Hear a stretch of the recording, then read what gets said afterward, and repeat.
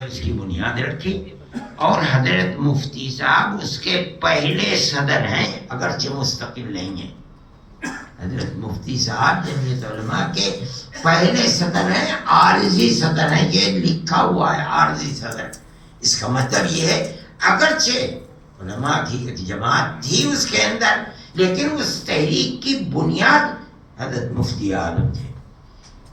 چنانچہ بن گئے۔ حضرت شیخ الہند رحمۃ اللہ علیہ تشریف لائے، دلی میں جلسہ ہوا اور مستقل صدر ان کو بنایا گیا، مگر چند روز کے بعد ہی اس شخص کا انتقال ہو گیا اور وہ دنیا سے چلے گئے۔ تب جمعیت علماء کے افراد نے مل کر کے حضرت مفتی اعظم کو مستقل صدر بنایا۔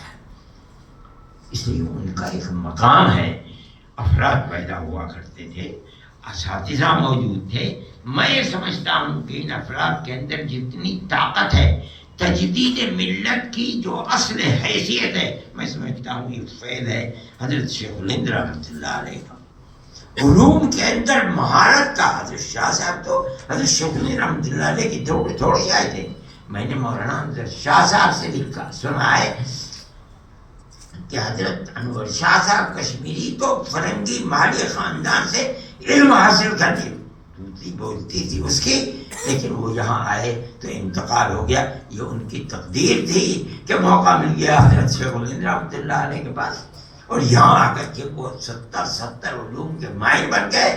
میں دیکھتا ہوں حضرت مدنی رحمۃ اللہ علیہ علم اور اس کے ساتھ ساتھ جہاد فی سبیل اللہ جو انہوں نے حضرت شیخ الہند رحمۃ اللہ علیہ کے خدمت کر کے حاصل کیا ہے، خدمت سے ہر شاگرد کو جو ملا ہے ان کی خدمت سے ملا ہے۔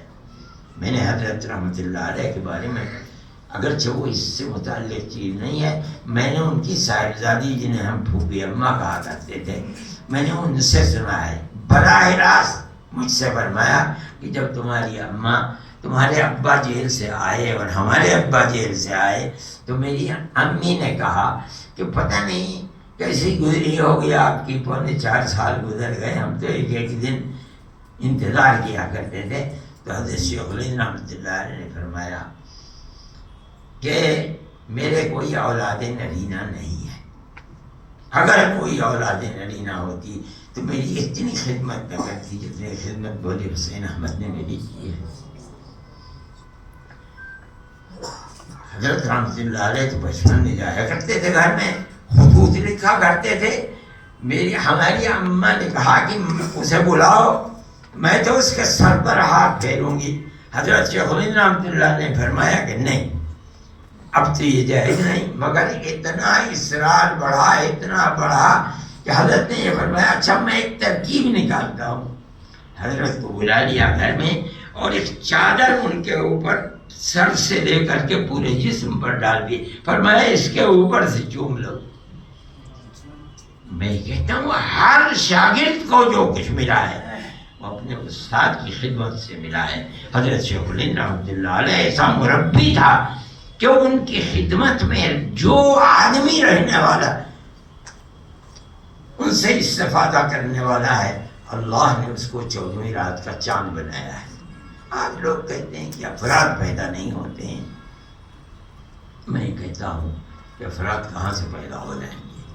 میں اپنے سر کو پیٹتا ہوں کہ دنیا یہ کہتی ہے کہ لیڈرشپ نہیں ہے، افراد نہیں ہے۔ میں کہتا ہوں کہ لوگ ایسے تھے جو افراد کو بنانا چاہتے تھے اور بنا دیا، بنا کر پیش کر دیا۔ آج دنیا یہ سمجھتی ہے کہ مسلمان اپاہج ہو گیا، ختم ہو گیا، بانجھ ہو گیا۔ میں نہیں سمجھتا ہوں یہ بات۔ کیا بات ہے کہ آج دنیا کا مسلمان ایک آدمی نیو یارک کا میئر بن سکتا ہے، ممدانی لندن کے اندر میئر بن سکتا ہے ایک خان، ہندوستان کے اندر کسی مسلم یونیورسٹی کا کوئی آدمی وائس چانسلر نہیں بن سکتا، اور اگر بنے گا تو آدم خان کی طرح جیل کے اندر جائے گا، اقبال کی طرح اولاد جیل میں ڈال دی جائے گی۔ آج دیکھ لیجیے فلاں کا کیا ہو رہا ہے، جیل میں پڑا ہوا ہے، اور کتنے سال جیل کے اندر گزرتے ہیں نہیں جانتا کوئی آدمی۔ قوم، گورنمنٹ ملک کی آزادی کے بعد اس پر لگی ہوئی ہے کہ مسلمان کو سر